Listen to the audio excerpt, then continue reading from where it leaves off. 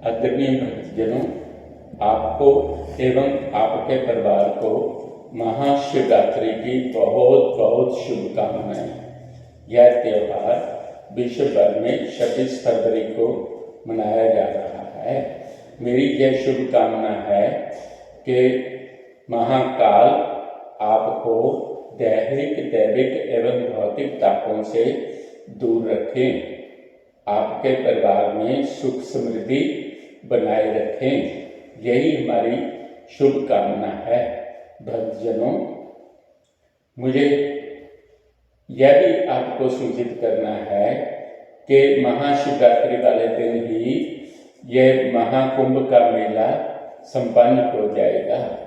महाकुंभ का मेला संबंध रखता है मकर संक्रांति से। ये मकर संक्रांति के कारण ही ऑस्ट्रेलिया का, यहाँ पर मैं बैठा हुआ हूँ, भारत के साथ संबंध है। जो ट्रॉपिक ऑफ कैप्रिकॉर्न है वो ऑस्ट्रेलिया के उत्तरी भाग में से गुजरती है। दूसरी तरफ ट्रॉपिक ऑफ कैंसर जो है भारत के गुजरात में से गुजरती है। सूर्य देव मकर संक्रांति को उत्तरायण हो जाते हैं। मकर संक्रांति का मतलब ये है कि मकर रेखा जो है वो ऑस्ट्रेलिया में है और कर्क रेखा जो है भारत में है। सूर्य देव जो है तो वास्तव में हमारी पृथ्वी ही, परंतु हम बताते इस ढंग से हैं कि सूर्य देव जो हैं कर्क रेखा से लेकर मकर रेखा तक ही यात्रा करते हैं, अर्थात सूर्य की किरणें कर्क रेखा से लेकर मकर रेखा तक ही सीधी पड़ती हैं। जब मकर रेखा से सूर्य देव कर्क रेखा की तरफ यात्रा प्रारंभ करते हैं तो उसे हम कहते हैं कि सूर्य उत्तरायण हो गया। तो इसका मतलब है कि यह सब शुभ माना जाता है। मकर रेखा से जब उत्तर दिशा की तरफ प्रस्थान करते हैं सूर्य देव तो कुंभ का मेला प्रारंभ होता है। यह अलग चीज है कि बृहस्पति जब वृषभ राशि में होते हैं, सूर्य मकर राशि में होते हैं, तो प्रयागराज में कुंभ का मेला लगता है। यह महाशिवरात्रि तक ही चलता है। मैं आपको कुंभ मेले की भी बहुत बहुत बधाई देना चाहता हूँ। जो मेरे जानकार हैं, मेरे परिवारजन हैं, वो कुंभ के मेले में स्नान करके आए। मैंने तस्वीरों में देख लिया। आजकल तकनीक जो है दूर बैठे व्यक्ति को भी दिखा देती है। मैं सब लोगों को बधाई देना चाहता हूँ कि आप सब भाग्यशाली हैं कि आपने कुंभ के मेले में स्नान कर लिया, प्रयागराज की यात्रा संपन्न कर ली।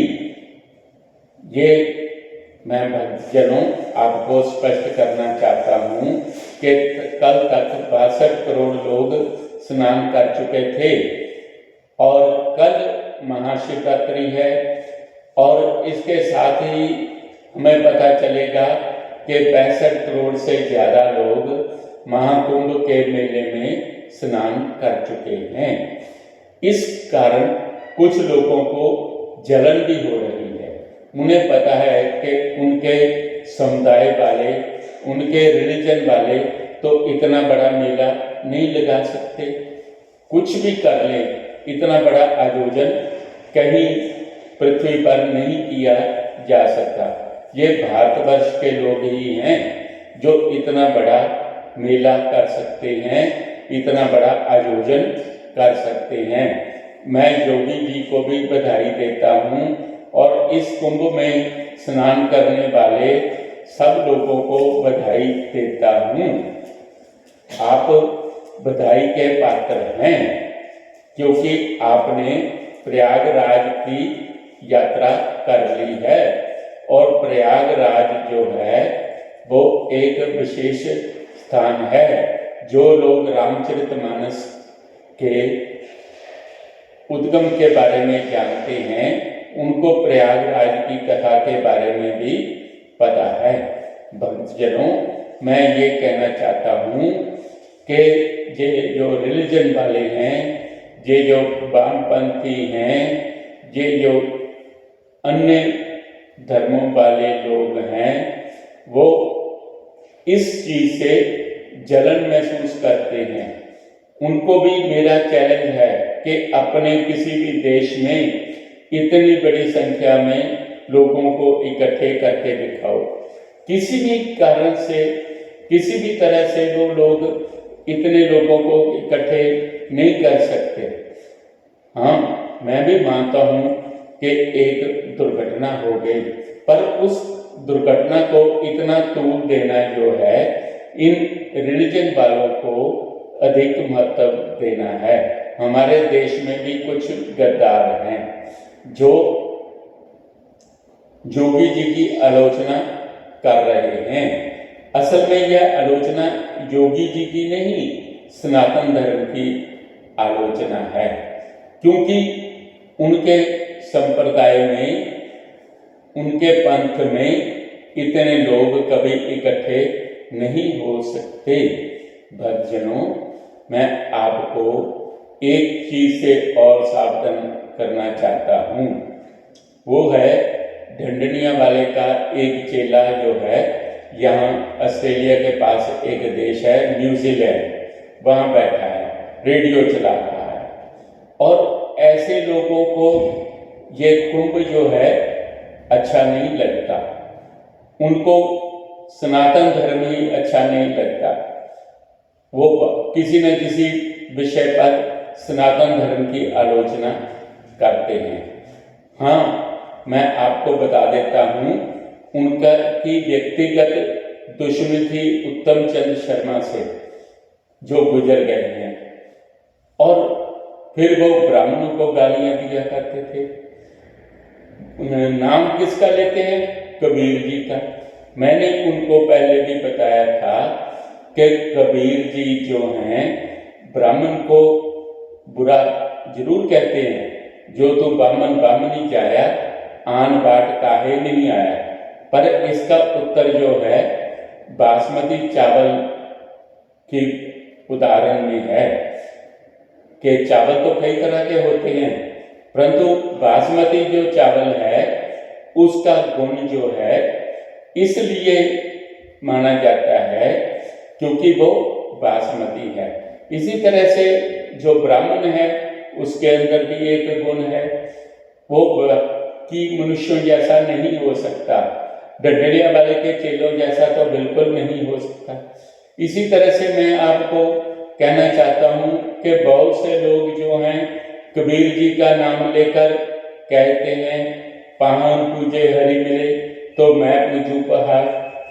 मैं ये स्पष्ट करना चाहता हूँ कि कबीर जी, नामदेव जी, ज्ञान रैदास, ये सारे भक्त हमारे हैं, हम उनका आदर करते हैं। अगर हमने उनकी कई बात का उत्तर नहीं दिया, इसका मतलब ये नहीं था कि हमें उत्तर नहीं आता था। हाँ, हमने इसलिए उत्तर नहीं दिया कि हम उनका आदर बहुत ज़्यादा करते हैं। आपको मालूम है कि कबीर जी तो अक्खड़ स्वभाव के थे, तो बाबा जी को प्रणाम करना ही हमें सिखाया गया है।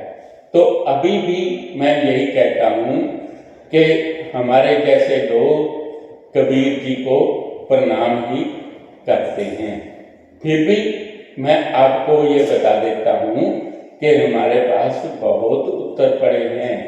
पाहन पूजे हरि मिले तो मैं पूजू पहाड़ का उत्तर ये है कि हर एक पत्थर की पूजा नहीं की जाती, वो पत्थर जो खास होते हैं।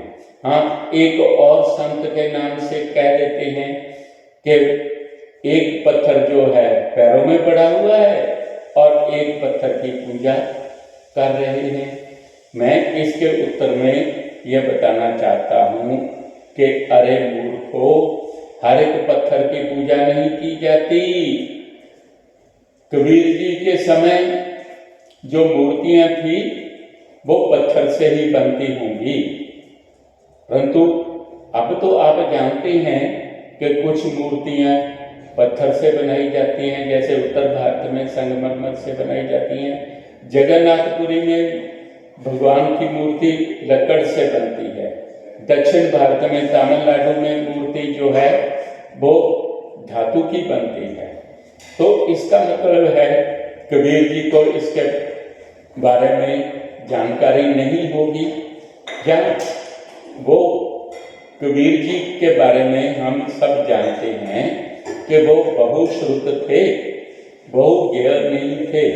बहुश्रुत जो बहुत संत होते हैं, जिन्होंने बहुत से संतों से बहुत सी बातें सुनी हैं, तो जो उन्होंने कह दिया हमारे सिर माथे, हम उनको मानते हैं, पर किसी और व्यक्ति को यह अधिकार नहीं देते कि वह कबीर जी का नाम लेकर, नामदेव जी का नाम लेकर, रैदास जी का नाम लेकर हमारी आलोचना करे। उसको ये कहो कि अपने नाम से कोई बात कहकर दिखाए, फिर यह तिवारी जो है आपको उत्तर देगा, निश्चय ही उत्तर मिलेगा। अरे मूर्खो, सावधान हो जाओ, आप सनातन की आलोचना कहाँ तक कर पाओगे? आपके पास सामने एक सागर खड़ा है, अटलांटिक ओशन के बारे में जानते हो ना, उसको आप पार भी नहीं कर पाओगे। फिर छोटे मोटे रिलीजन लेकर बैठे हो, छोटे मोटे पंथ लेकर बैठे हो, आप सनातन धर्म की आलोचना कैसे कर सकते हो?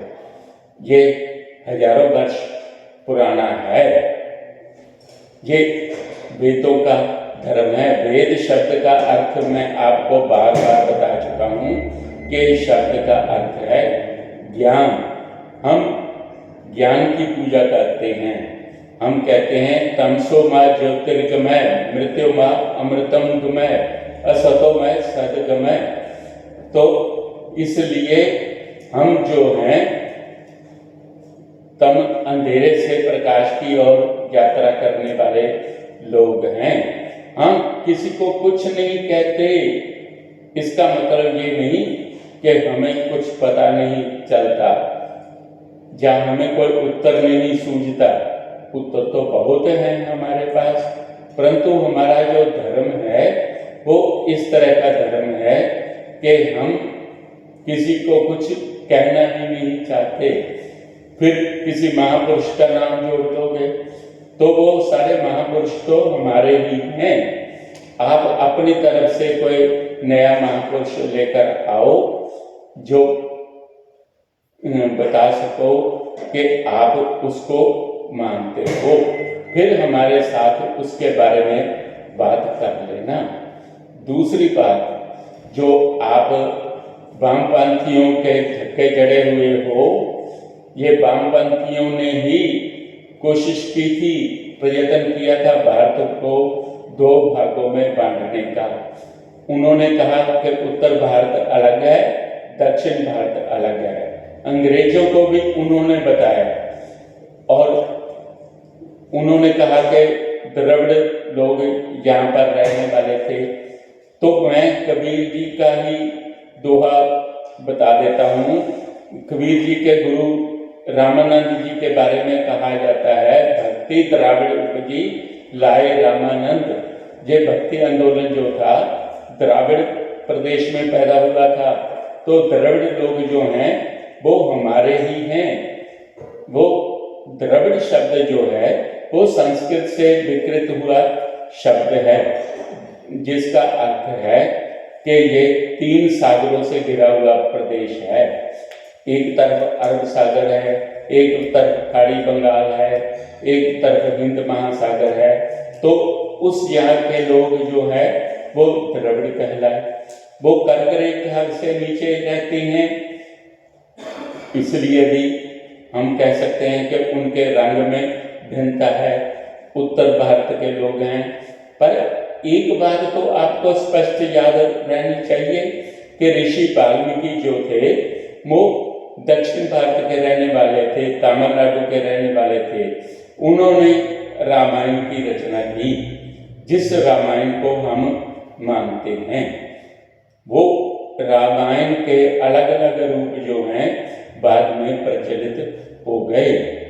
बहुत सी रामायणें हैं, सभी हमारे लिए पूज्य हैं, परंतु अगर राम कथा की मूल कथा को आपने जानना है तो आपको वाल्मीकि रामायण भी पढ़नी होगी।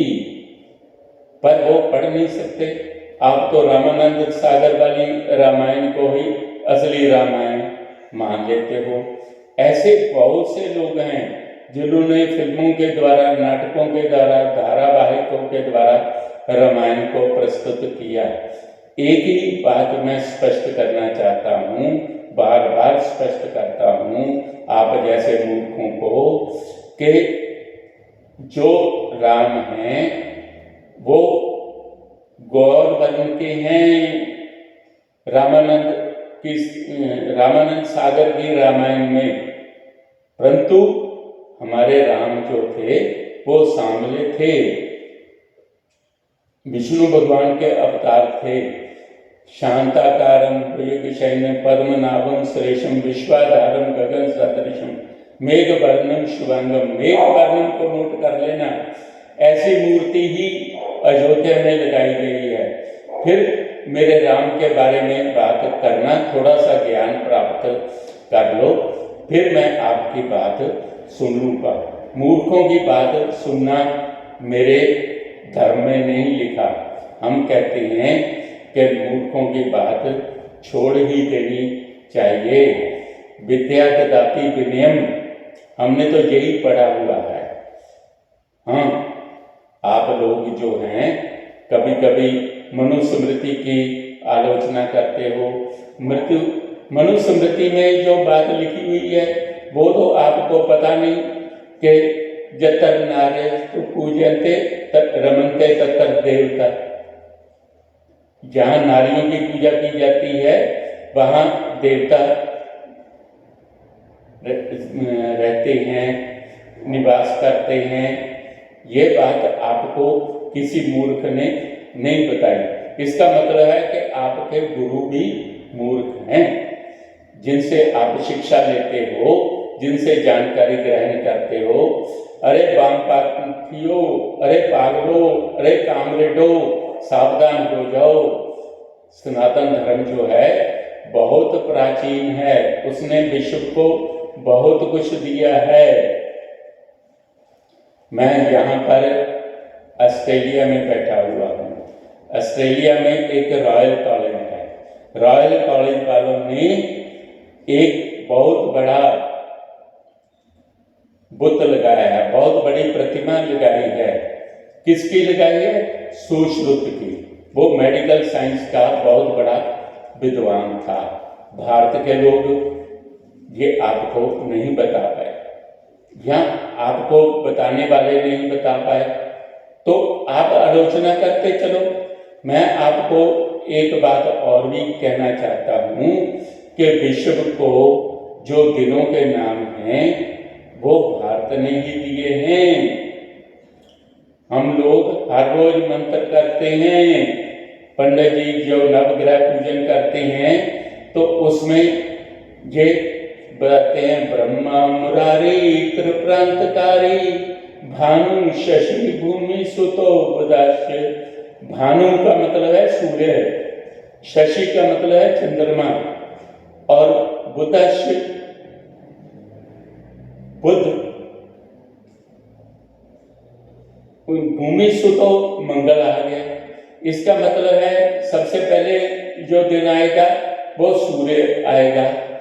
सूर्य का दिन कौन सा? रविवार आ गया। फिर उसके बाद सोमवार आता है शशि के नाम से। फिर उसके बाद भूमि सुतो मंगल का दिन आ जाएगा। फिर बुध गुरु जी शुक्र शनि राहु केतुआ सर्वे ग्रह शांति करा भवन्तु। बुध के बाद गुरु का मतलब है बृहस्पति, शुक्र, शनि, ये दिन आते हैं। ये होरा चक्कर के बारे में आप एस्ट्रोलॉजी में सर्च लगाओगे, अगर मोबाइल पर होरा चक्कर में ही सर्च लगा लो तो आपको पता चलेगा कि होरा चक्कर में बताया गया है कि ये नाम इसी तरह से गिने जाते हैं। हम नवग्रह का पूजन करते हैं। फिर आपके लिए बोल देता हूँ, ब्रह्मा मुरारी त्रिप्रांतकारी भानु शशि भूमि सुतो बुधाश्च गुरुचि शुक्र शनि राहु केतवा सर्वे ग्रहा शांति करा भवन्तु।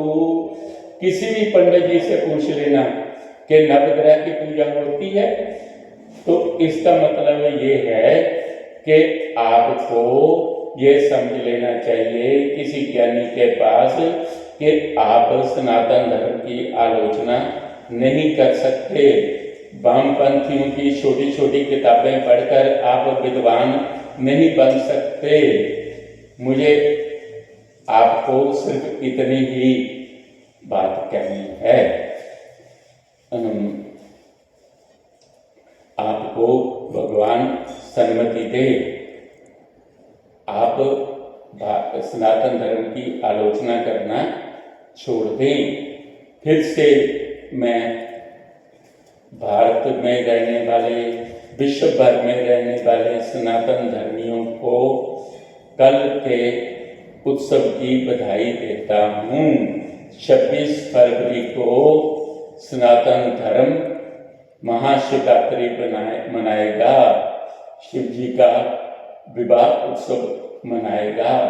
आप सब अपने जहाँ तक हो सके शिव जी को आपने दूध अर्पित करना है, फल भी अर्पित करने हैं। तो जो आलोचना करने वाले वामपंथी हैं उनकी बातों की तरफ ध्यान नहीं देना, क्योंकि वो जानते ही बहुत कम जानते हैं, इसलिए वो आलोचना करते हैं। उनके लिए मैं इतना ही कहना चाहता हूँ कि मेरा 9780009993 ये फ़ोन नंबर है। आप इस पर बात कर लो, तिवारी आपको जवाब देगा। अगर आपने सिख पंथ की आलोचना की तो तिवारी ही आपको जवाब देगा। ये सिख भी हमारे हैं। जय श्री राम। सर्वे भवन्तु सुखिनः, सर्वे सन्तु निरामयाः, सर्वे भद्राणि पश्यन्तु मा कश्चित् दुःखभाग् भवेत्।